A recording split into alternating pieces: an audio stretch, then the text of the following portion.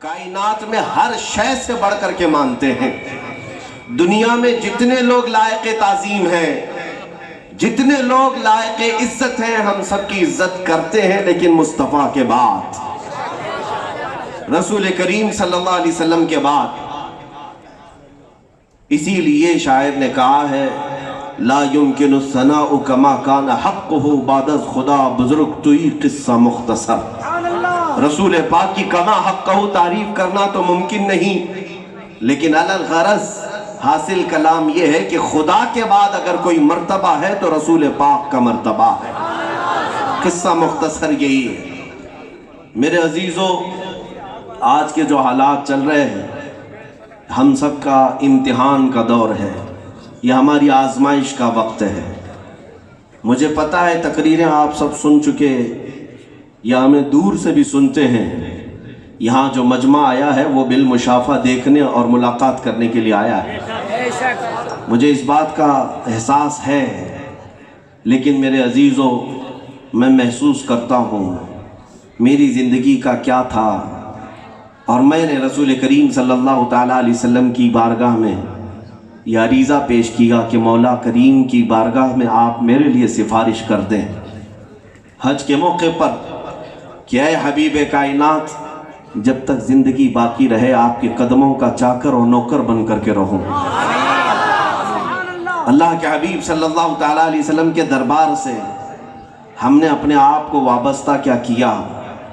میرے عزیزو، ابھی ہم بہت کچے ہیں، ابھی ہم بہت نکمے ہیں، کام کے لائق نہیں ہیں، لیکن پھر بھی حضور کی عزت پر اگر کوئی حملہ کرتا ہے یا انگلی اٹھاتا ہے تو بے چینی ہوتی ہے، اور اگر اس طرف سے ہم جواب بھی دیتے ہیں تو ہم نے دیکھا ہے کہ اللہ رب العزت کی شان کے ساتھ اس کائنات میں عزتوں سے نوازتا ہے۔ یا آج لوگوں کا اس طرح ہمارے لیے محبت پیش کرنا، یا آپ سب کا میرے لیے ٹوٹ پڑنا، اسی لیے نہیں کہ کوئی کانگریس یا بی جے پی کا نیتا آ رہا ہے، اسی لیے نہیں کہ حکومت وقت پر بیٹھا ہوا کوئی منتری آ رہا ہے، بلکہ یہ محبتوں کے نذرانے صرف اس لیے کہ غلام محمد آ رہا ہے صلی اللہ تعالیٰ علیہ وسلم۔ یہ ناز، یہ انداز ہمارے نہیں ہوتے، جھولی میں اگر ٹکڑے تمہارے نہیں ہوتے، جب تک کہ مدینے سے اشارے نہیں ہوتے، روشن میری قسمت کے ستارے نہیں ہوتے۔ نوجوانوں، آپ سب کو میں یہی کہوں گا، بے دام ہی بک جائیے بازار نبی میں، اس شان کے سودے میں خسارے نہیں ہوتے۔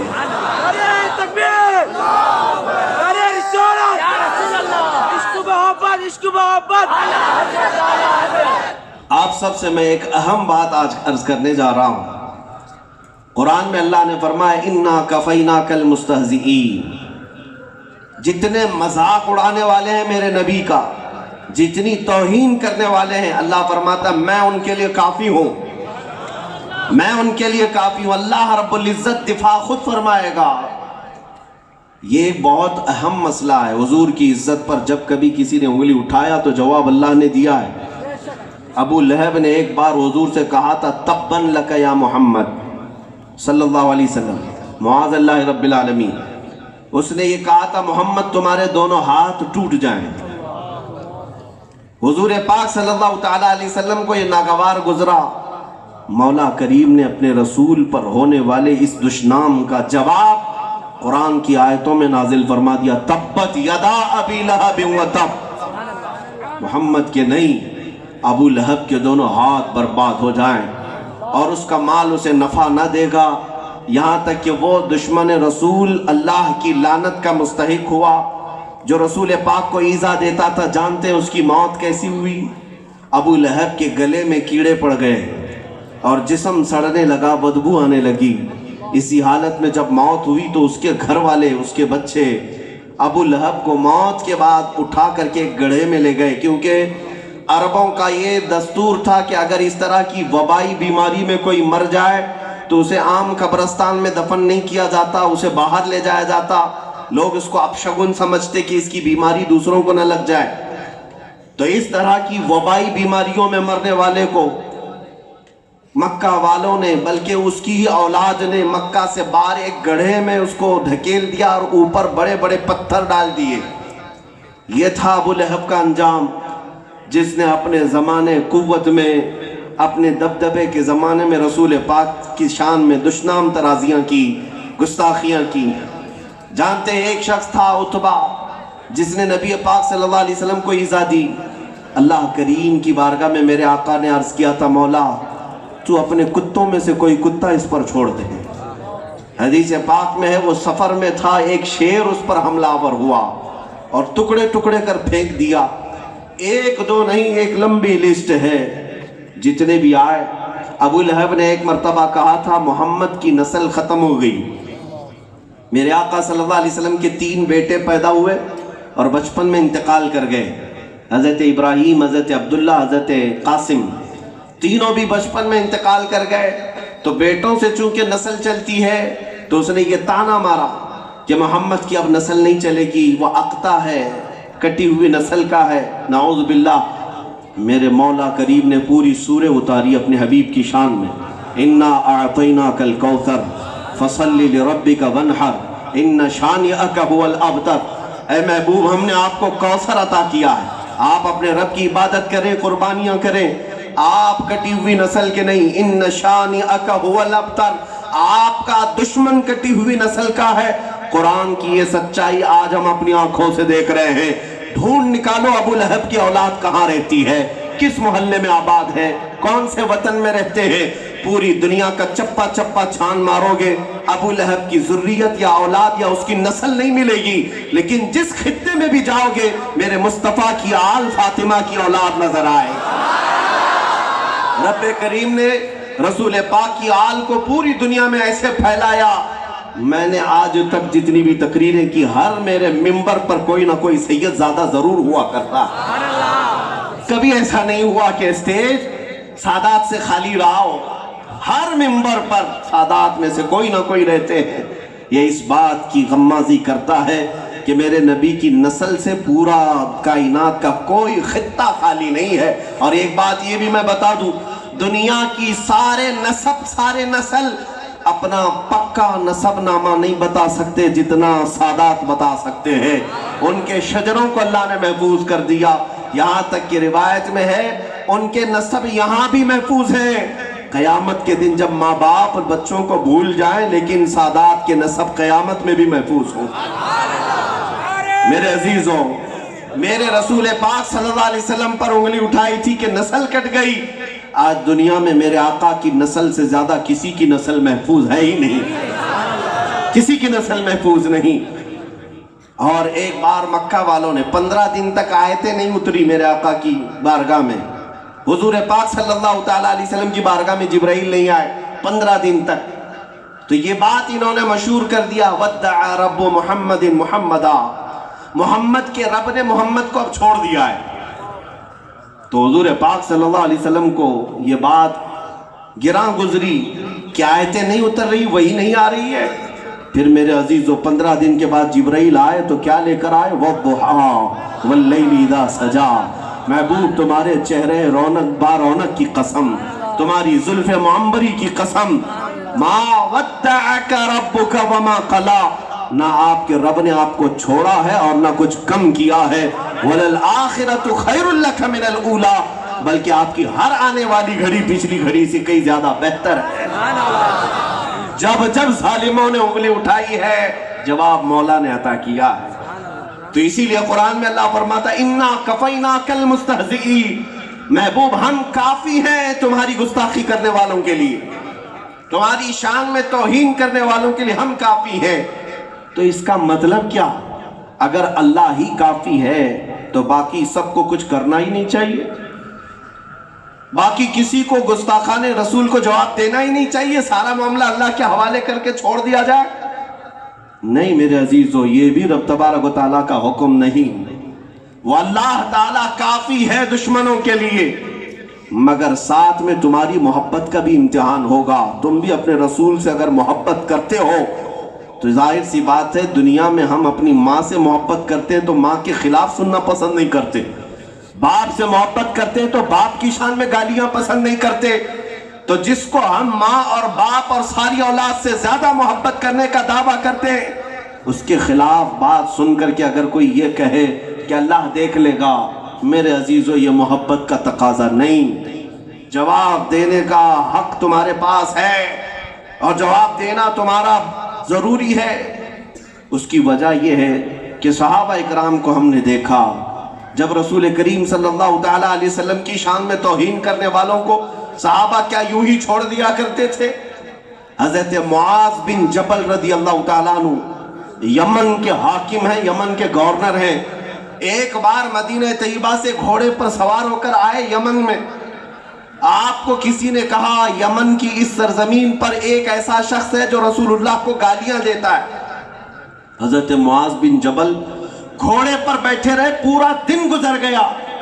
लोग कहने लगे हुजूर सवारी से तो उतर आए, साहिब रसूलुल्लाह, ऐ रसूलुल्लाह के सहाबी घोड़े से नीचे आए।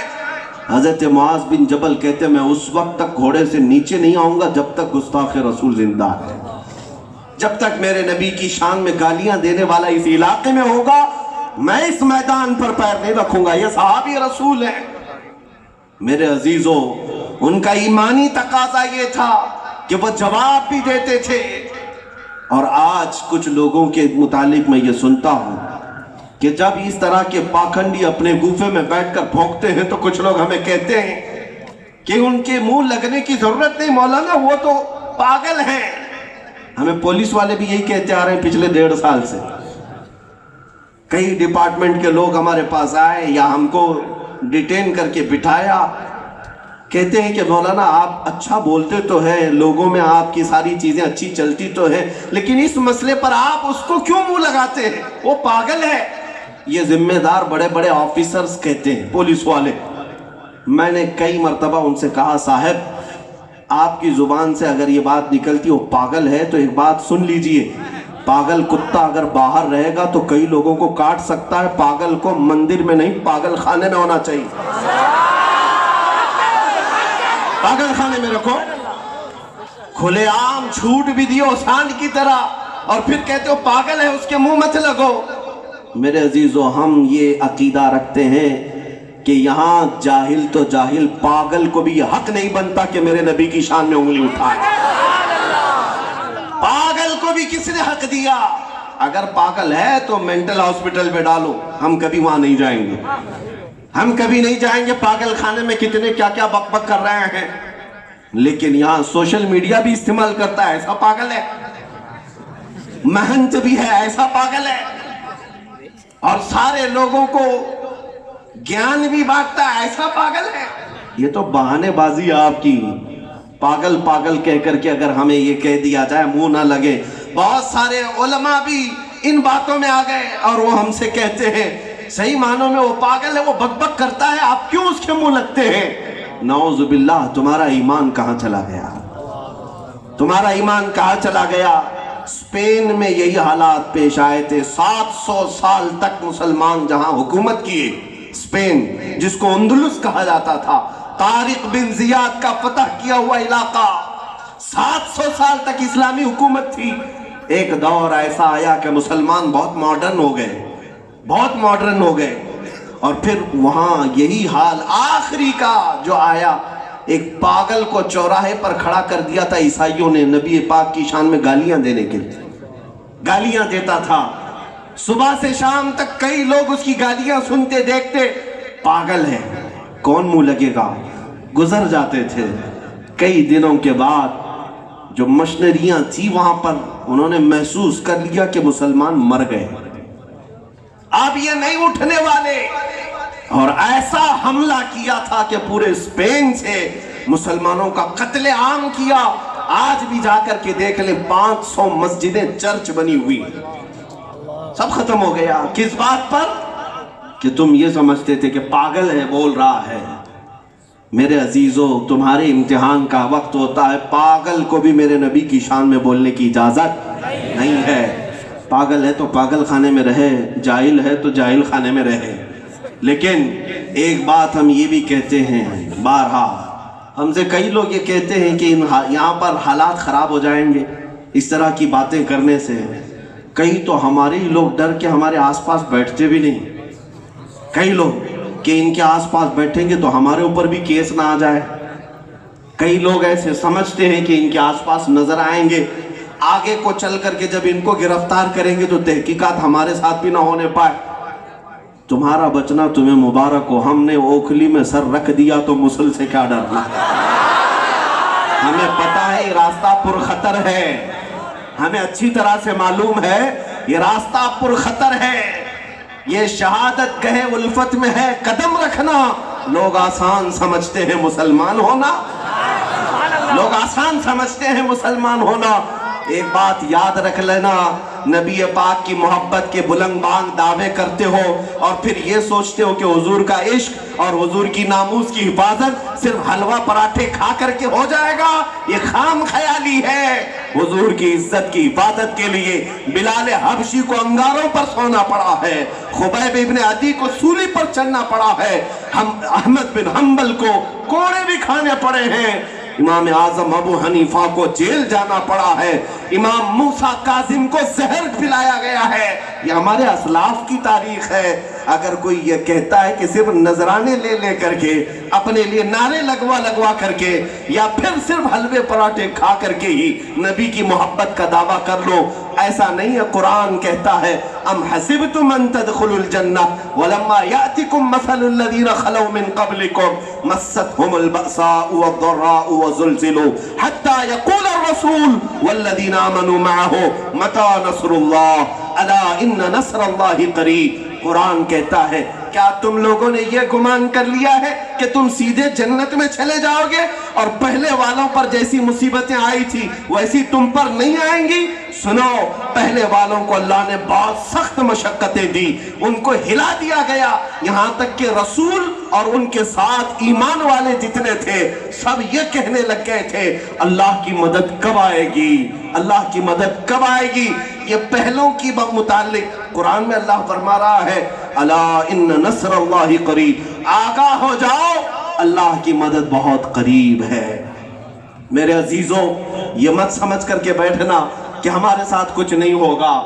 حضرت بلال حبشی کی جو تکلیف تھی، مشقتیں تھیں، ان سب کو دیکھ کر کے صحابہ نے ایک بار میرے آقا سے پوچھا تھا یا رسول اللہ، آج کے حالات پر میں آپ کو بتا رہا ہوں، آج جتنوں کے گھر بلڈوزر سے توڑے جا رہے ہیں، جن بچوں کے سروں پر گولیاں مار کر کے انہیں شہید کیا جا رہا ہے، میرے عزیزوں خوف نہ کرنا، تم ایمان پر ہو اسی لیے آزمائے جا رہے ہو، اسلام پر ہو اسی لیے آزمائے جا رہے ہو. اگر کسی کی دھوتی میں بیٹھے ہوتے تو تمہیں فخر سے یہاں پر لوگ کاندھوں پر اٹھا کر کے چلتے. لیکن ایک بات یاد رکھنا، اس طرح کی گیدڑوں کی زندگی سے بہتر ہے کہ ایک دن شیر کی زندگی گزار کر چلے. اس کی چاپلوسی، اس کی چاپلوسی، اس کی چپل اٹھاؤ، اس کی جوتیاں اٹھاؤ اور اس کی جے جے کرو، اس کی جے جے کرو. صبح بی جے پی میں، دوپہر کانگریس میں، شام میں پھر کسی اور پارٹی میں، پھر پتا چلا 10 سال کے بعد نہ یہ پارٹی راضی ہے، نہ یہ پارٹی راضی ہے، نہ یہ پارٹی راضی ہے، کوئی کسی کا نہیں ہے. کہیں اگر موقع پرست یہ پارٹیاں تمہیں پا گئیں تو مہرہ بنا کر کے اپنے سارے الزامات تمہارے اوپر ڈال کر کے جیل میں بھیج دیں گے. 8 سال جی کر کے آؤ، جیل میں کیا فرق پڑتا ہے، ہم تمہارا گھر بار دیکھیں گے. اسی لیے ہمارے بزرگوں نے کہا تھا میرے عزیزوں، کسی کی جے بھی جے کیوں پکارے، کیا غرض ہم کو، ہمیں کافی ہے سید اپنا نعرہ یا رسول اللہ.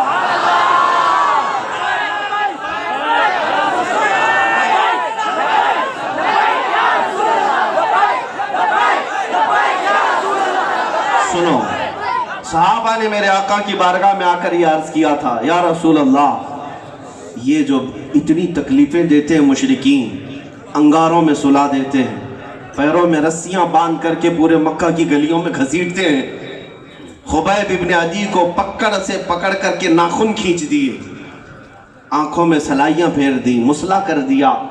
عبداللہ بن جہش ایک صحابی وہ ہیں جن کے ٹکڑے ٹکڑے کر کے جنگ احد میں کافروں نے ہار بنا کر کے پیرو کر کے پہن لیا تھا جسم کے ٹکڑوں کو. تو صحابہ آ کر کے میرے آقا سے پوچھنے لگے یا رسول اللہ، کیا ہم حق پر نہیں ہیں، کیا ہمارا دین حق نہیں ہے؟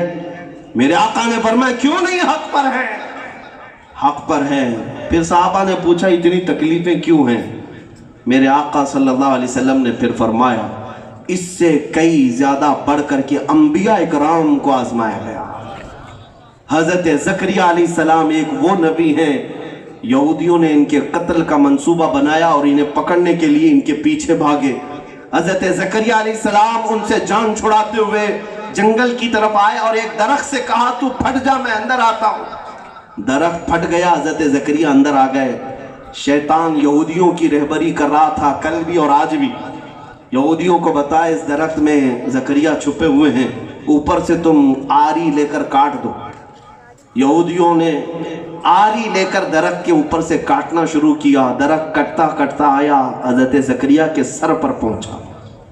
آواز آ رہی ہے لیکن زکریا علیہ السلام خاموش رہے۔ اللہ کی طرف سے آواز آئی، اے زکریا اگر اس درد کو برداشت نہ کر سکو گے تو صبر والوں میں سے نام نکل جائے گا۔ یہاں تک کہ وہ آری کٹتے کٹتے حضرت زکریا علیہ السلام کے جسم کے 2 ٹکڑے ہو گئے، آپ نے اف تک نہ کہا۔ یہ تکلیفوں سے بھی گزارا گیا۔ انبیاء کو، ارے نبیوں کا تو کوئی جرم ہی نہیں ہوتا، کوئی گناہ ہی نہیں ہوتا۔ حضرت یحییٰ علیہ السلام کو ایک بادشاہ نے ذبح کر دیا، سر الگ کیا، دھڑ الگ کیا، اور ناشتے کی میز پر ایک تشت میں ان کا سر رکھ کر کے لایا گیا۔ نبی کی بات کر رہا ہوں۔ میرے آقا نے فرمایا جب اللہ نبیوں کو آزمائش سے گزارا ہے تو یاد رکھنا جس کا ایمان جتنا ہوگا اتنی آزمائشوں سے گزارے گا۔ آج آزمائش کا دور ہے، دعا یہی کرو مولا کریم کی بارگاہ میں، مولا تیرے امتحان کے لائق تو ہم نہیں ہیں، لیکن اگر تو نے امتحان میں ہمیں اتار ہی دیا ہے تو اس سے کامیابی سے نکالنا بھی مولا تیری ہی شان ہے۔ بس تو ہی اپنے کرم پر ہم سب کو ان راستوں سے نکال لے۔ آج کچھ لوگوں کے امتحان ہوں گے، یہ جو طوفان آئے ہوئے ہیں ظلم کے، یہ جو مسلط کیے گئے ہمارے سروں پر ظالموں کو، یہ سب ہماری آزمائش ہے۔ کس طرح کی؟ دیکھا جائے گا کہ تمہاری جماعت میں کتنے غدار اور منافق ہیں اور کتنے مومن اور مخلص ہیں۔ جتنے نبی پاک کے وفادار ہوں گے وہ زمین پر ڈٹے رہ جائیں گے، اور جتنا کچرا ہوگا نا یہ موسم میں سب نکل جائے گا۔ دیکھ لینا جتنا کچرا ہوگا ٹوپی داڑھی کے نام پر سب نکل جائے گا، اور سب کہنے لگیں گے کہ وہ اچھائی تو کر رہے ہیں۔ مسلمانوں کو ساتھ دینا چاہیے ان لوگوں کا۔ بلڈوزر والے بھی اچھائی کر رہے ہیں، گولی مارنے والے بھی اچھائی کر رہے ہیں۔ یہ باتیں ٹوپی اور داڑھی والوں سے اگر آنے لگ جائیں تو سمجھ لینا کہ الحمدللہ ہمارا کچرا صاف ہو رہا ہے، ادھر سے صاف ہو کر نکل رہا ہے اور چہرے پہچانے جائیں گے۔ یہ چند دنوں کی بات ہے، چند دنوں کی بات ہے۔ یہ رات ہوئی ہے نا، آپ سب کو یقین ہے اجالا ہوگا کہ نہیں ہوگا؟ میرے عزیزو، مولا جب رات لاتا ہے تو اجالا پھر لاتا ہے، دوبارہ اجالا آنا ہی ہے۔ اسی طرح سے اگر ہماری زندگی میں آج اندھیرا آیا ہے تو مولا کریم اجالوں میں بھی ضرور لائے گا۔ میں اکثر ایک مثال پیش کرتا ہوں کہ ٹرین میں بیٹھے ہوئے لوگ سفر کرتے ہیں تو آپ کو پتا ہے ٹرین کبھی کبھار سرنگ میں، ٹنل میں داخل ہو جاتی ہے۔ پہاڑوں کے اندر سے سرنگ بنائے گئے ہیں۔ آپ لوگوں نے اگر ٹرین کا سفر کیا ہوگا تو پتا ہوگا ٹنل کے اندر سے جب ٹرین جاتی ہے تو ہوتا کیا ہے، پورا اندھیرا آ جاتا ہے۔ اتنا اندھیرا آتا ہے کہ کچھ آمنے سامنے کے پیسنجر بھی نظر نہیں آتے۔ کتنی دیر ہوتا ہے؟ 5 منٹ 6 منٹ، اس سے زیادہ کے ٹنل تو آتے نہیں۔ اب جتنے پیسنجر ہیں میں ان سے پوچھتا ہوں جب اچانک اندھیرا آ گیا تو ٹرین چھوڑ کر کے بھاگتے کیوں نہیں ہو؟ ٹرین چھوڑ کر کے اٹھ کیوں نہیں جاتے؟ سب یہی کہیں گے بیٹھے رہو، ڈرائیور چلا تو رہا ہے، ڈرائیور چلا تو رہا ہے، تھوڑی دیر کے بعد وہ اس ٹنل سے، اس سرنگ سے باہر نکالے گا۔ میں کہتا ہوں میرے عزیز، تجھے جب ٹرین کے ڈرائیور پر اتنا یقین ہے تو پوری کائنات کو چلانے والا کیا وہ اندھیروں سے نہیں نکالے گا؟ آج اگر ہماری گاڑی اس ٹنل میں آ گئی ہے اور ان ظالموں کے چکے میں پھنس گئی ہے تو میرا یقین ہے کچھ دیر کی خاموشی ہے، پھر شور آئے گا۔ آج تمہارا وقت ہے، کل ہمارا دور آئے گا۔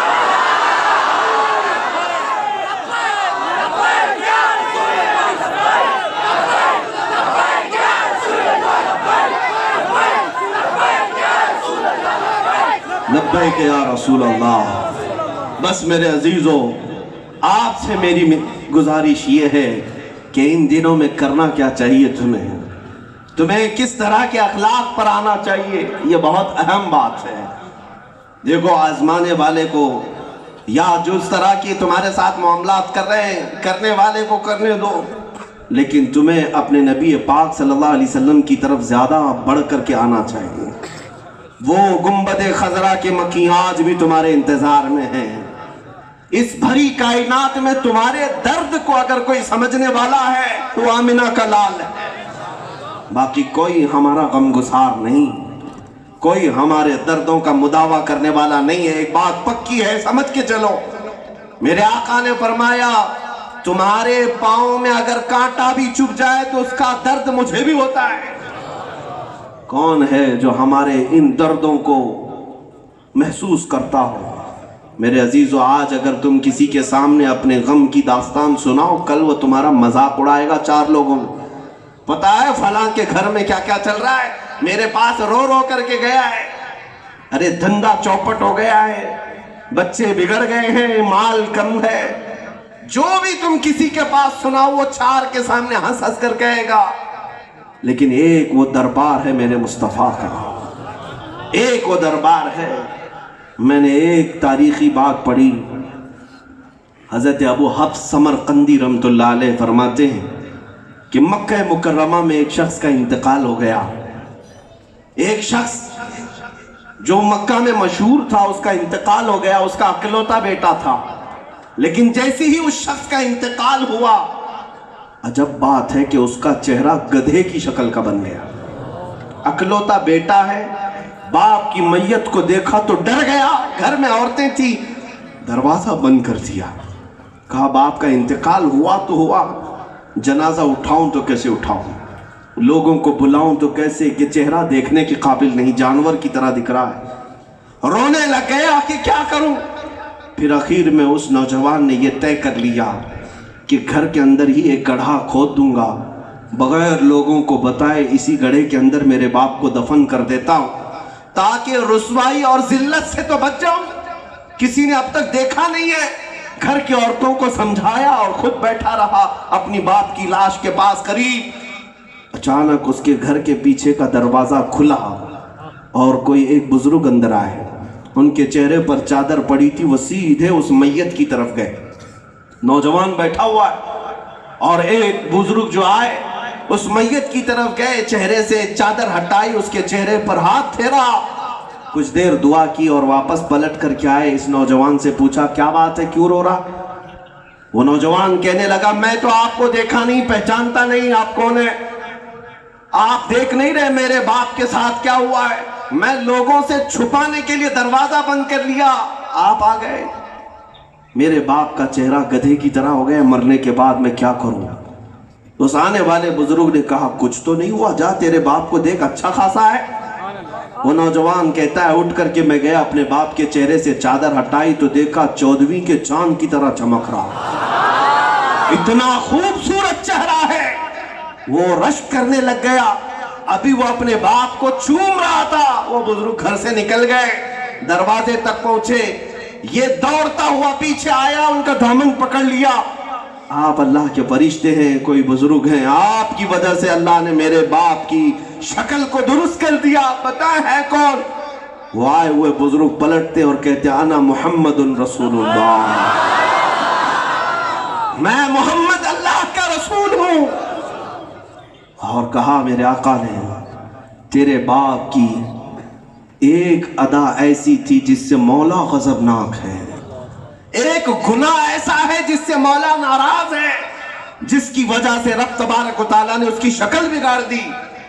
लेकिन तेरे बाप की एक अच्छी चीज ये थी, तेरे बाप की एक अच्छी आदत ये थी कि तेरा बाप उस वक्त तक बिस्तर पर सोता नहीं था जब तक 100 मरतबा मुझ पर दुरूद नहीं पड़ता था। रोज रात इसकी ये आदत थी, रोज रात इसकी आदत थी, मुझ पर 100 बार दुरूद भेजे बगैर ये सोता नहीं था। जो फरिश्ता ये इसके दुरूद मुझ तक पहुंचाता था, जो फरिश्ता इसके दुरूद मुझ तक पहुंचाता था, वो फरिश्ता आज आया کہنے لگا یا رسول اللہ غضب ہو گیا، جو بندہ روزانہ آپ کی بارگاہ میں 100 بار درود بھیجتا تھا، میں لاتا تھا، آج اس کا انتقال ہو گیا، مگر مولا کے عذاب میں گرفتار ہو گیا، اس کا چہرہ بگڑ گیا ہے۔ آقا اگر اس کا چہرہ بگڑا رہا تو آپ پر درود بھیجنے والے کی عزت کا کیا ہوگا؟ میرے آقا فرماتے میں اسی وقت اپنی قبر سے اٹھ کر آیا، تیرے گھر آیا، میں نے دیکھا تو تیرے باپ کے چہرے کو بگڑا ہوا پایا، مگر مولا کریم کی بارگاہ میں نے سفارش کی کہ اے رب ذوالجلال، تیرا حبیب رسول اپنا ہاتھ اس کے چہرے پر رکھ رہا ہے، اس کے گناہ کو درگزر کر دے، میرا ہاتھ دیکھ اور اس کے چہرے کو چمکا دے۔ رب تعالیٰ نے میری سن لیا، تیرے باپ کے چہرے کو چمکا دیا۔ اسی لیے تو ہمارے بریلی کے امام نے کہا تھا، چمک تجھ سے پاتے ہیں سب پانے والے، میرا دل بھی چمکا دے چمکانے والے، برستا نہیں دیکھ کر ابر رحمت، ہم بدوں پر بھی برسا دے برسانے والے۔ یا رسول اللہ میں مجرم ہوں آقا، مجھے ساتھ لے لو کہ رستے میں ہیں جا بجا تھانے والے۔ عزیزان گرامی وقار، یہ وہ رسول کریم صلی اللہ علیہ وسلم ہے۔ پھر بیٹے نے پوچھا آقا میرے باپ کا گناہ کیا تھا، میرے باپ کا عیب کیا تھا جس کی وجہ سے رب تعالیٰ میرے باپ سے غضبناک ہوا؟ توجہ چاہتا ہوں، ناراض تھا میرا مولا۔ سنو میرے مصطفیٰ کیا کہتے ہیں، کہتے ہیں میری یہ عادت نہیں کہ باپ کے عیب کو بیٹے کے سامنے بیان کرو۔ جو عیب تھا وہ مولا کے درمیان اور اس بندے کے درمیان راز ہے، تو پھر اب اس کو مولا نے جب چھپا دیا تو میں بھی نہیں بتاؤں گا۔ نہیں بتایا، یہاں 4 لوگوں کے سامنے تم اپنے دکھڑے بتاؤ، کل دیکھنا کتنا پرچار کر دیں گے۔ لیکن ایک وہ دربار ہے جہاں تم اگر اپنے غم کی بپتا سناؤ تو وہ تسلی کا ہاتھ بھی رکھتے ہیں اور عیبوں کو چھپا بھی دیتے ہیں۔ آتا ہے فقیروں پہ انہیں پیار کچھ ایسا، خود بھیک دے اور خود کہے منگتے کا بھلا۔ اسی لیے میرے عزیزوں، آج کے حالات یہی ہیں کہ تم اگر حضور کرم صلی اللہ تعالیٰ علیہ وسلم کے قدموں کی طرف پلٹ آؤ، انتظار ہے تمہاری زندگی میں۔ مولا کریم نے جو تمہیں جوانیاں دی ہیں، جو تمہیں عمریں دی ہیں، ہو سکتا ہے تم نے اپنی یہ عمریں، اپنی جوانیاں نہ جانے کس کے لیے خرچہ کیا۔ ارے میں نوجوانوں کو دیکھتا ہوں، ابھی عنفوان شباب ہے، ابھی 17-18 سال کی جوانی ہے، ابھی داڑھی مونچھ نکلے ہوئے ہیں، اور پھر کچھ 20-25 سال کے نوجوانوں کو ان کی کل زندگی کا خلاصہ کسی محبوبہ کی طرف ہے۔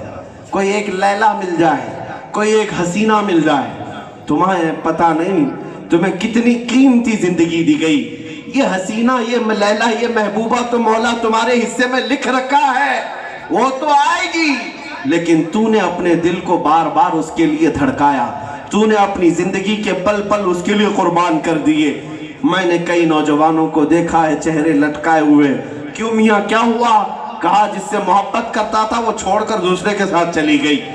ہاں، یہ کئی لوگوں کے غم ہیں، کئی لوگوں کے ساتھ ایسا ہوتا ہے۔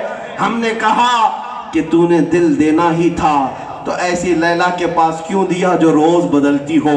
کاش گنبد خضرا کے مکین کی طرف ہاتھ دیا ہوتا۔ وہ میرا غیرت مند رسول ایسا ہے، پوری دنیا میں کبھی تیرا ہاتھ نہ چھوڑتا، بلکہ قبر میں پہنچنے کے بعد بھی منکر نکیر بعد میں آتے، پہلے تیرا رسول آتا۔ اگر تو ہاتھ دیا ہوتا کل بروز قیامت، جہاں ماں تجھ سے چھٹکارا پانا چاہتی ہو، جہاں باپ تجھ سے بھاگنا چاہتا ہو، وہاں میرے مصطفیٰ اپنے ہاتھوں سے تجھے جام کوثر پلانے کے لیے بے قرار نظر آتے ہیں۔ خود میرے آقا فرماتے ہیں، ایک صحابی نے پوچھا قیامت میں آپ کا حال کیا ہوگا؟ حضور فرماتے ہیں میں قیامت کے میدان میں میرے ایک کندھے پر چادر پڑی ہوگی، سنو توجہ سے، کندھے پر چادر ہوگی اور چادر میری کھسک کھسک کر گر رہی ہوگی، ایک ہاتھ سے میں اپنی چادر سنبھال رہا ہوں گا، دوسرے ہاتھ سے میں اپنے امتیوں کو پکڑ رہا ہوں گا۔ ادھر آ جاؤ عزیز، بچے کو ماں جس طرح تلاش کرے، خدا گواہ ہے یہی حال آپ کا ہوگا۔ یہاں ایک بچے سے ماں جس طرح بے قراری کے ساتھ تلاش کرتی ہے، بچہ اگر صبح کا گیا دوپہر تک نہ آئے، ماں کی بے قراری دیکھو، پڑوس سے پوچھتی ہے بیٹے کو دیکھا میرے، کہیں بچے کو دیکھا، گھر گھر جا رہی ہے، پوچھ رہی ہے۔ بزرگوں نے فرمایا عزیز بچے کو ماں جس طرح تلاش کرے، قیامت کے دن میرے مصطفیٰ اپنے امتیوں کو اس طرح ڈھونڈ رہے ہوں گے۔ جب تمہیں پتا ہے وہ یہاں بھی ہمارا ہاتھ چھوڑنے والا نہیں، قبر میں بھی نہیں، حشر میں بھی نہیں، تو عقل کا استعمال کرو۔ اگر دل دینا ہی ہے تو اسی دربار میں دے دو جس کو اعلیٰ حضرت نے فرمایا انہیں جانا، انہیں مانا، نہ رکھا غیر سے کام، للہ الحمد میں دنیا سے مسلمان گیا۔ عزیزان گرامی اوقات، صحابہ اکرام اس بات کو سمجھ چکے تھے، اسی لیے انہوں نے دنیا کی ساری طاقتوں کو، سارے نشے کو، ساری دولتوں کو ٹھکرا دیا تھا۔ حضرت عبداللہ بن حذافہ سہمی رضی اللہ تعالیٰ اتنے ان کے ساتھ آزمائشیں ہوئی تھی، پتہ ہے ایک بادشاہ انہیں قید کیا، تنہا ایک جوان کی بات کر رہا ہوں، 20 سے 25 سال کی عمر کا جوان ہے، بادشاہ نے قید کیا اور کہا تو آجا میرے دین میں تجھے اپنے گھر میں رکھوں گا۔ حضرت عبداللہ بن حذافہ کہتے ہیں نہیں چاہیے مجھے، نہ مجھے تیرے دین میں آنا ہے، نہ مجھے تیرے گھر میں رہنا ہے۔ بادشاہ نے کہا میری سلطنت دیکھ رہے ہو کتنی بڑی ہے، اس سلطنت کا وزیر بنا لوں گا، تو میرے پاس رہ جا، چھوڑ دے مدینہ اور مدینے کے بانی یا مدینے کے تاجدار کو۔ حضرت عبداللہ بن حذافہ کیا کہتے ہیں، وہی آج ہمارے نوجوانوں کا نعرہ ہونا چاہیے۔ 20 سے 25 سال کے کڑیل جوان ہیں، کہتے ہیں بادشاہ سن، یہ تیری جتنی سلطنت ہے اس کا وزیر نہیں، پوری سلطنت دے دے، اس کے علاوہ ایک اور سلطنت دے دے، اس کے علاوہ ایک اور سلطنت دے دے، اس کے علاوہ ایک اور سلطنت دے دے، اس کے علاوہ ایک اور سلطنت دے دے۔ 7 بار کہا اتنی سلطنتیں دے دے تب بھی میں ٹھکرا دوں گا، اس لیے کہ مجھے میرے مصطفیٰ کے طلبے پسند ہیں۔ میں اپنے نبی پاک کے قدموں کی غداری نہیں کر سکتا۔ میرے عزیزوں، وہ جوان تھے، وہ سمجھ چکے تھے دنیا میں رکھا کیا ہے۔ اس بھری کائنات میں لوگ جس کو عزت سمجھ رہے ہیں، میرے عزیزوں عزت نہیں ہے۔ بہت سارے بچے ہمارے جس راستے کو آج اپنا چکے، گلیمر کی دنیا میں جا کر کے یہ سمجھتے ہیں کہ میں بھی تھوڑا سا چکنا چپاٹ ہو جاؤں تو شاید مجھے بھی لوگ سٹار کہیں گے۔ یہ شعبدہ بازی کی دنیا ہے۔ یہ جو فلموں میں دکھایا جانے والا اور سیریل میں دکھایا جانے والا یہ ڈرامہ بازی کا جو شو ہے، بہت سارے لوگ یہ سمجھتے ہیں یہ حقیقت ہے۔ ان کی طرح کپڑے پہنیں گے تو شاید عزت بڑھ جائے گی، ان کی طرح ڈیزائن کریں گے بالوں میں تو شاید عزت بڑھ جائے گی۔ میں نے دیکھا ہے نوجوانوں کو، ہزاروں نوجوان ایک جگہ، تم پتہ نہیں کس کے فین ہو۔ لوگ یہ کہتے ہیں ہم فلاں ہیرو کے فین ہیں، فلاں ہیروئن کے فین ہیں، ان کے ہم فالوور ہیں، اور تمہاری یہ محبت اور تمہاری یہ ان سے وابستگی کتنے دن تک؟ میں نے دنیا میں یہ بھی دیکھا، ہیرو بوڑھا ہو گیا تو یہ دوسرا ہیرو ڈھونڈتے ہے نا، ارے آپ وہ بوڑھا ہو گیا کوئی نیا چہرہ دیکھو۔ اور اگر ایکٹریس ہیروئن تھوڑی سی بوڑھی لگنے لگے، لوگوں کو اچھی نہیں لگتی، دوسری لو نہیں حسینہ چاہیے۔ یہ دنیا ہے، شہد دکھائے زہر پلائے، اعلیٰ حضرت فرماتے ہیں شہد دکھائے زہر پلائے، قاتل ڈائن شوہر کش، اس مردار پہ کیا للچائے، دنیا دیکھی بھالی ہے۔ میں دیکھتا ہوں، ابھی ایک مثال میں بتاتا ہوں، تم جن چہروں کے عاشق بنتے ہو ان کی طرح ہیئر کٹنگ چاہیے، ان کی طرح پھاڑ کر جینز پہن لینا چاہیے، اور ان کی ذرا عمر کیا بڑھ گئی، تم خود بھی نفرت کرنے لگ گئے، نیا چہرہ ڈھونڈنے لگ گئے۔ اور گلیمر کی دنیا میں کوئی بوڑھا ہونا پسند نہیں کرتا، کوئی بوڑھا ہونا پسند نہیں کرتا۔ فلمی دنیا میں لوگ عمریں چھپا چھپا کر میک اپ کر کر کے جوان رہنے کی کوشش کرتے ہیں، اس لیے کہ انہیں پتا ہے جب تک جوانی ہے لوگوں کا سیلاب میری طرف ہے، جہاں جوانی گئی سب چھوڑ دیں گے، نئے جوان کو دیکھیں گے۔ لیکن میرے عزیزو، قسم رب ذوالجلال کی، میں نے دیکھا ہے کہ ایک میرے مصطفیٰ کریم کے عاشقوں کی جماعت ہے۔ یہاں پر حال یہ ہے، میری عمر زیادہ نہیں، میں آج عصا لے کر چلتا ہوں، عصا لے کر چلتا ہوں۔ میرے عزیزو، اس عمر میں کون لکڑی لے کر چلے گا؟ لوگوں کو یہ لگتا ہے کہ بوڑھا نہ نظر آؤ، وہ تمہاری دنیا ہے جس میں تم سمجھتے ہو بوڑھا نظر آؤں گا تو لوگ چھوڑ دیں گے۔ یہ ہماری دنیا ہے جہاں جتنا بوڑھا ہوگا اتنی عزت ہوگی، اس لیے کہ ہم نے دیکھا ہے تم 25 سال اور 30 سال کی گلیمر کی دنیا میں جن نوجوانوں کی خوبصورتی پر اتنا مر نہیں مٹتے جتنا 75 سال کے وارث علوم اعلیٰ حضرت تاج الشریعہ کے لوگ فین تھے۔ ہم نے دیکھا ہے اس مرد مجاہد کو 75 سال کی عمر کے تھے، لیکن جس طرف سے جاتے تھے لوگوں کا سیلاب امڑ آتا تھا۔ کس چیز کو دیکھنے کے لیے؟ اس چہرے کی ایک جھلک کو دیکھنے کے لیے۔ آپ نے اگر دیکھا ہوگا تو پتا ہوگا وہ زیادہ لمبی تقریریں نہیں کرتے، صرف اسٹیج پر آ کر بیٹھتے اور دعا کر کے نکل پڑتے۔ ارے میرے عزیزوں، جس کا دنیا میں سوشل میڈیا کا کوئی نظام نہیں، جو کبھی کسی طرح کے چینل میں آنا پسند نہیں کیا، اس کے لیے لوگ اس قدر عاشق تھے۔ میں نے یہاں کے تو چھوڑو، بغداد کے رہنے والے، مصر کے رہنے والے، ملک شام کے رہنے والے، وہ جو گورے گورے لال لال لوگ ہوتے ہیں، ان خوبصورت علماء کو بھی دیکھا، وہ ٹکٹکی باندھ کر کے تاج الشریعہ کو دیکھتے تھے اور کہتے تھے کہ یہ جو جمال ہے یہ میرے مصطفیٰ کے قدموں سے چھن کر آ رہا ہے۔ اس سے سمجھ لینا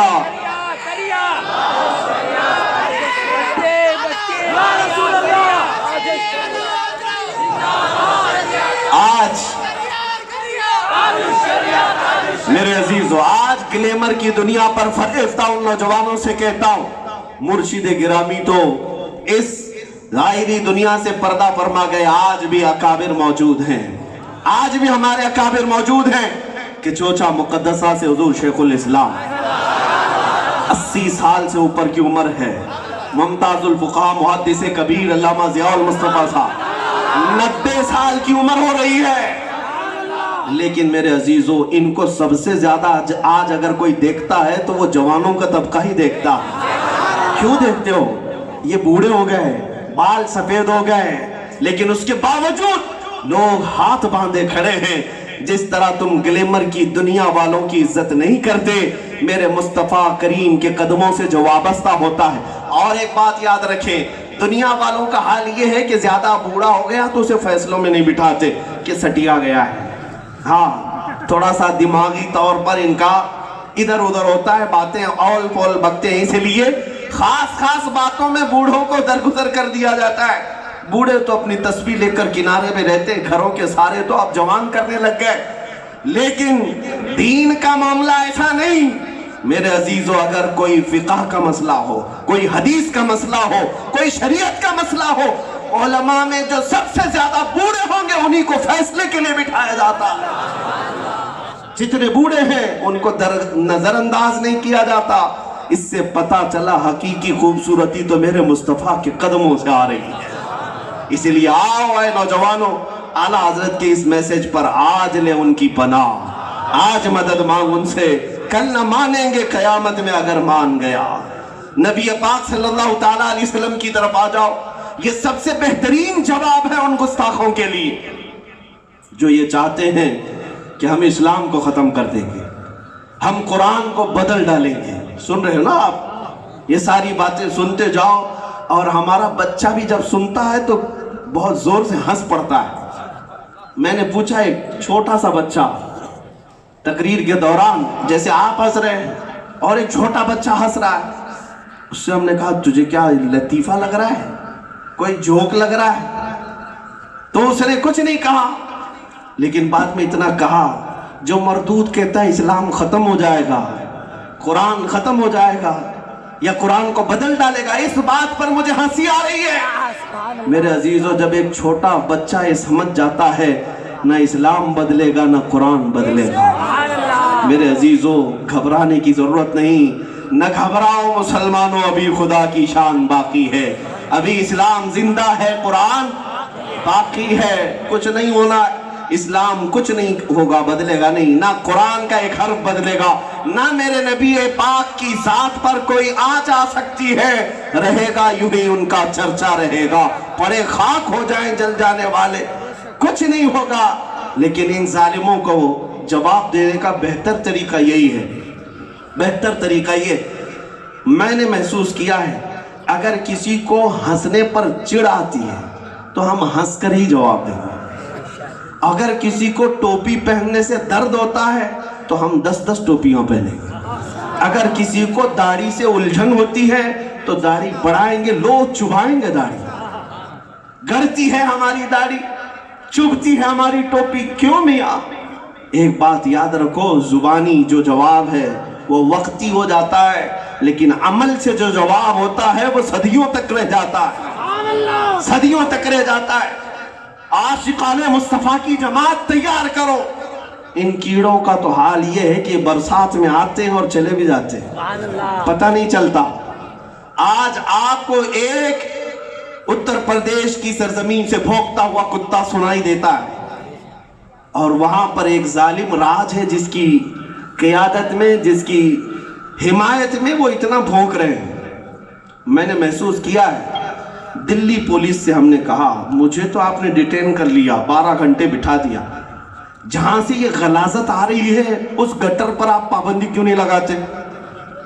انہوں نے پلہ جھاڑ لیا، ہمارے ہاتھ میں نہیں ہے، وہ اتر پردیش کی پولیس کو کرنا چاہیے، دلی کے سرکل میں وہ نہیں آتا، سب ملا کر کے یو پی پولیس کے اوپر چھوڑ دیا جاتا ہے۔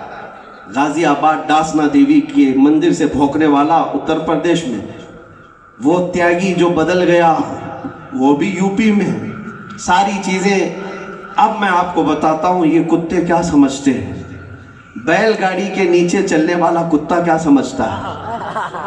بیل گاڑی جب جاتی رہتی ہے کتا اس کے نیچے نیچے جاتا رہتا ہے، دیکھا ہوگا کبھی، تو کتے کو یہ لگتا ہے پوری گاڑی میں چلا رہا ہوں، اور تھوڑی دیر کے بعد ہوتا یہ ہے کہ گاڑی آگے بڑھ جاتی ہے، کتا پیچھے رہ جاتا ہے۔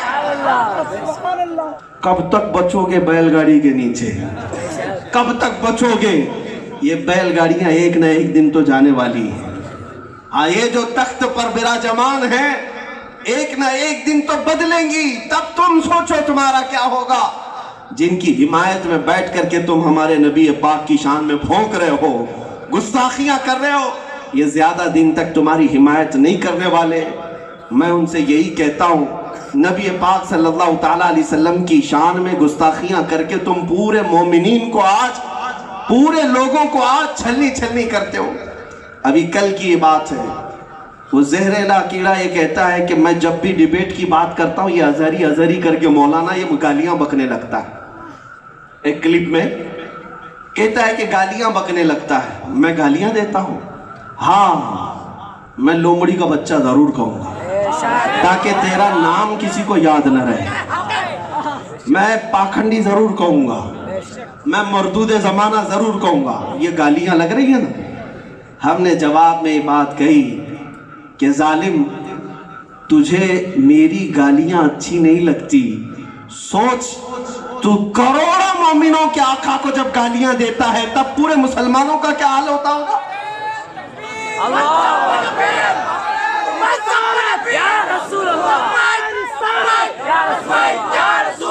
اپنے لیے گالیاں پسند نہیں کرتے اور کروڑوں مسلمانوں کے آقا کو گالیاں دے کر کے یہ سوچتے ہمیں کوئی جواب نہیں دینا چاہیے۔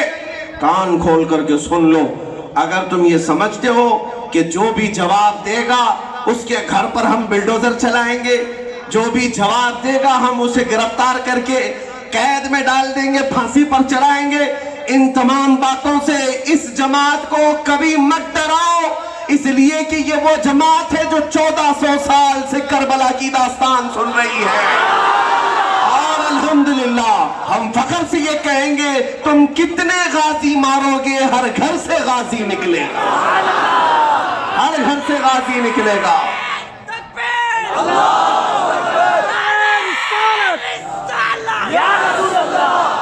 لیکن میرے عزیزوں، میں آپ سب سے ایک بات ضرور کہوں گا، اپنے حد میں رہو۔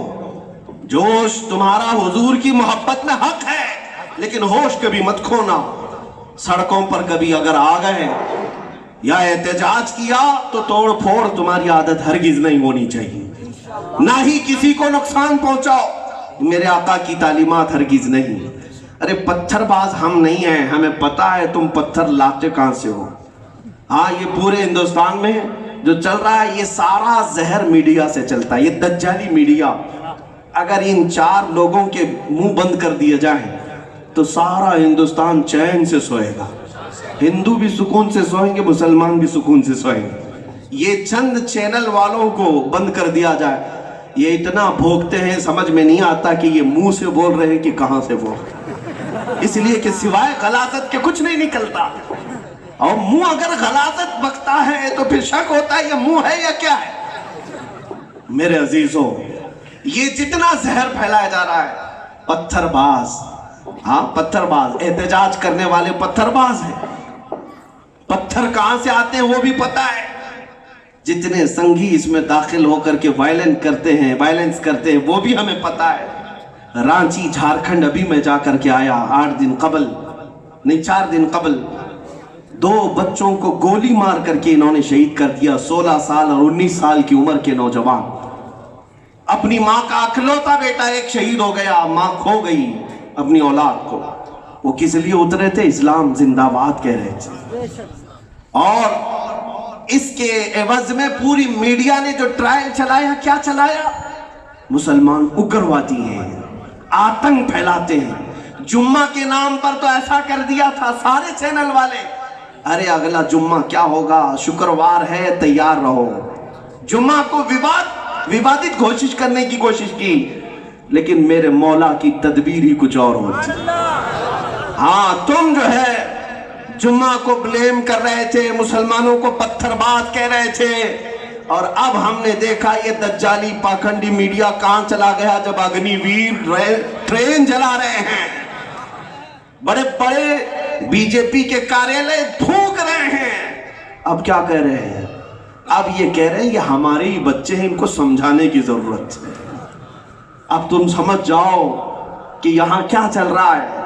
اس لیے میرے عزیزو، میڈیا کے اوپر کبھی توجہ مت دینا، کبھی ان کی پھیلائی ہوئی خبروں کو مت سننا۔ میں آج کے دن یہاں سے اعلان کرتا ہوں، اگر آپ لوگوں نے یہاں اودھونی سے شروعات کی تو انشاءاللہ مجھے امید ہے ایک نہ ایک دن یہ پائے تکمیل کو پہنچے گا۔ آج ہم یہ عزم کر کے چلتے ہیں، یہ جتنے چینل ہیں ان سب کا ہم بائیکاٹ کریں گے۔ اگر ٹی وی کسی کے گھر میں ہے یا کیبل کسی کے پاس ہے تو بند کر کے رکھیں گے، تاکہ ان کو پتا چلے کہ یہ ٹی آر پی کے چکر میں جو زہر پھیلاتے ہیں، اگر تمہیں ٹی آر پی چاہیے تو پھر اسلام اور مسلمانوں پر بھونکنا چھوڑ دو۔ کیا میری اس آواز پر ساتھ ہیں آپ؟ زہریلی میڈیا کا خاتمہ اگر حکومت نہیں کرتی تو ہمارے یہ اگنی ویر بھی تو کر سکتے ہیں۔ میرے عزیزو، آج کے ان حالات میں ہم دیکھ رہے ہیں جو اگنی ویر راستوں پر اترے ہوئے ہیں، یہ تو کسی کے قابو میں نہیں آ رہے، یہ کسی کے قابو میں نہیں آ رہے۔ کروڑوں کا مال جلا دیا، نقصان کر دیا، سڑکوں پر اتر آئے۔ میرے عزیزو، ان نقصانات کا قلق تو مجھے ہے، لیکن ان میڈیا والوں کی زبان پر اب گھی لگ گیا ہے، یا مسکا جم گیا ہے، ہونٹ کھلتے نہیں ہیں۔ ہاں ان میں وہ ڈھونڈ رہے ہیں گرین پٹے والا کوئی ہے تو نہیں، لیکن کمال ہے سارے اگنی ویر لال پٹا ہی پہنے، کمال ہے۔ اس لیے میرے عزیزو، اللہ کی تدبیر غالب آتی ہے۔ ہاں تم اپنی کوششیں کرتے رہو، مولا تمہارے گھروں سے ہی تمہاری بربادی شروع کرے گا۔ جہاں سے تم جال بنتے ہو، مولا کریم قرآن میں کہتا ہے وَمَكَرُوا وَمَكَرَ اللَّهُ وَاللَّهُ خَيْرُ الْمَاكِرِينَ۔ یہ برے منصوبے بناتے ہیں اور اللہ خفیہ تدبیر کرتا ہے، اور اللہ کی تدبیر سب سے بہترین ہوتی ہے، سب سے بہترین ہوگی۔ ہمارے لیے تھوڑے انتظار کی بات ہے میرے عزیزو۔ اسلام کل کا، پرسوں کا، ایک ہفتے پرانے کا، یہ کسی محلے کا، کسی بستی کا دین نہیں ہے، یہ پوری کائنات کا دین اور کائنات کو بنانے والے رب العالمین کا بھیجا ہوا دین ہے۔ اس کی حفاظت خود مولا فرمائے گا۔ نبی کریم صلی اللہ علیہ وسلم کی شان میں بھونکنے والے جتنے آج ایذا پہنچا رہے، ہم جواب تو دیتے رہیں گے جب تک زندگی باقی ہے۔ ہم نے یہ عہد کیا ہے، یہ زندگانی ہے جب تک باقی ارادہ کر لیا ہے، میرے آقا تیرے منکروں سے میں مروں گا لڑتے لڑتے۔ انشاءاللہ ہر مسلمان کا یہ وعدہ ہونا چاہیے کہ نبی پاک صلی اللہ علیہ وسلم کے منکروں کو اللہ نے اگر زبان دی ہے تو جواب دوں گا، جواب دیتا رہوں گا انشاءاللہ۔ لیکن ساتھ ہی یہ بات بھی کہوں گا کہ جتنے گستاخ ہیں، کیڑے ایسے مر جائیں گے کہ کسی اخبار کے کونے میں ان کا ذکر بھی نہیں رہے گا، پتہ بھی نہیں رہے گا۔ 100 سال پہلے بھی کچھ گستاخ تھے، کسی کو نام یاد ہے؟ کسی کو نام یاد ہے؟ 100 سال پہلے کچھ بھڑکیلی کتابیں لکھے ہوئے، اسی ہندوستان کی بات کر رہا ہوں، یاد ہے کسی کو؟ مر گئے، بچوں کو کچھ یاد نہیں۔ لیکن میرے عزیزو اگر یاد ہے تو مولا یا صلی وسلم دائما ابدا کہنے والے شرف الدین بوسیری یاد ہے، وَأَحْسَنُ مِنْكَ لَمْ تَرَ قَطُّ عَيْنِي کہنے والے حسان بن ثابت یاد ہے۔ حضور کی تعریف کرنے والے زندہ ہی رہیں گے۔ 100 سال گزر گئے، گستاخ تو کسی کو یاد نہیں، امام احمد رضا سب کو یاد ہے، امام عشق و محبت سب کو یاد ہے۔ گستاخ اگر یاد بھی رہ گئے تو کیا گستاخی کیا تھا یہ تو پتہ ہی نہیں، حضور کو کیا الفاظ کہا تھا یہ تو پتہ ہی نہیں۔ لیکن آؤ، ادھونی ہو کہ آندھرا کا کوئی چپا ہو، یہاں کے کسی مسلمان کو ٹچ بھی کرو تو پلٹ کر کے جواب دے گا مصطفیٰ جان رحمت پہ لاکھوں سلام، شمع بزم ہدایت پہ لاکھوں سلام۔ ہر مسجد سے آواز گونجتی ہے، 100 سال گزر گئے اس عاشق صادق امام اہل سنت کو گئے ہوئے، لیکن نام بھی یاد ہے، کلام بھی یاد ہے، نعت بھی یاد ہے، بات بھی یاد ہے۔ اس بریلی کے امام نے ہمیں جو 100 سال پہلے کہا تھا، آج وہ ہر مجمع میں گنگنایا جاتا ہے۔ کیا گنگنایا جاتا ہے؟ بھونکنے والے بھونکتے رہو، ہم تو کہیں گے آقا کی بارگاہ میں سرور کہوں کہ مالک و مولا کہوں تجھے، باغ خلیل کا گلے زیبا کہوں تجھے، اے جانے جام جانے تجلا کہوں تجھے، تیرے تو وصف عیب تناہی سے ہے بری، حیران ہوں میرے شاہ میں کیا کیا کہوں تجھے۔ سارے اچھوں سے اچھا سمجھیے جسے، ہے اس اچھے سے اچھا ہمارا نبی، سارے اونچوں سے اونچا سمجھیے جسے، ہے اس اونچے سے اونچا ہمارا نبی۔ غمزدوں کو مزدہ دیجئے کہ ہے رضا، بے کسوں کا سہارا ہمارا نبی۔ یہ آپ سب کو یاد ہے میرے عزیزو۔ قرآن کی اس بات پر میں اپنی گفتگو ختم کرتا ہوں، اِنَّا كَفَيْنَاكَ الْمُسْتَهْزِئِينَ۔ اللہ نے فرمایا مذاق اڑانے والے اور توہین کرنے والوں کے لئے ہم کافی ہیں۔ اللہ نے جب فرما دیا تو ہو کر رہے گا۔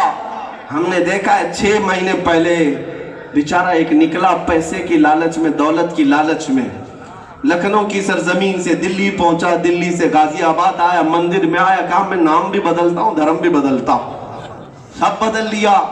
جھوٹی کتاب لکھنے کا دعویٰ کیا، لکھ بھی دیا، پھیلانے کی بات کہا، پھیلا بھی دیا، لیکن بعد میں پتہ چلا بیوی بھی چھوڑ گئی، بچے بھی چھوڑ گئے، گھر بھی چھوٹ گیا۔ پھر جن پاکھنڈیوں کے ہاں پناہ لیا تھا انہوں نے پکڑا کر کے جیل بھی بھیج دیا۔ جیل سے باہر آیا، اب ایک کتا سڑک پر سویا ہے، میں نے ایک کلپ دیکھی، ایسا لگ رہا ہے سوہر کا بچہ کوئی سویا، ہاں سچ بات کہہ رہا ہوں۔ نیچے سو کر کے لوگوں سے یہ کہہ رہا ہے کہ میرا تو گھر بھی اب لوگوں نے قبضہ کر لیا ہے، میری بیوی بچے بھی چھوڑ گئے، نام بھی گیا، دھرم بھی گیا۔ ہم نے کہا یہ دیکھ خدا کی بارگاہ میں ابھی شروعات ہے، آگے ہوتا کیا ہے۔ تو نے جس نبی پاک کی شان میں انگلی اٹھائی تھی، مولا کریم اب تیرا اس دنیا میں بھی انجام بتائے گا اور آخرت میں بھی بتائے گا۔ کان کھول کر کے سن لو، بخدا خدا کا یہی ہے در، نہیں اور کوئی مفر مقر۔ یعنی قسم خدا کی اگر اللہ تک پہنچنے کا کوئی دروازہ ہے تو وہ میرے مصطفیٰ کا دروازہ ہے، اور اگر رسول کو چھوڑ دیا تو نہ بھاگنے کی جگہ ہے نہ ٹھہرنے کی جگہ ہے۔ کہاں جاؤ گے؟ جاؤ، مر کر کے قبر میں بھی پہنچو گے، نکیرین مار مار کر کے پوچھیں گے بتائیں ان کے بارے میں کیا کہتا تھا، بتائیں ان کے بارے میں کیا کہتا تھا۔ جب تک رسول کے بارے میں نہ کہو گے تمہیں قبر میں منکر نکیر بھی نہیں چھوڑنے والے۔ اسی لیے اقبال نے یہ سمجھایا ہے، محمد کی محبت دین حق کی شرط اول ہے، اسی میں ہو اگر خامی تو سب کچھ نامکمل ہے۔ میری پوری تقریر کا خلاصہ، نچوڑ، لب لباب، خلاصہ اور اس شاہی جامع مسجد سے اگر کوئی بہترین پیغام جا سکتا ہے تو حاضرین وہ پیغام یہ ہے کہ محمد سے وفا تو نے تو ہم تیرے ہیں، یہ جہاں چیز ہے کیا لوح و قلم تیرے ہیں۔ اٹھو قوت عشق سے ہر دست کو بالا کر دو اور دہر میں نام محمد سے اجالا کر دو۔ وآخر دعوانا الحمدللہ رب العالمین۔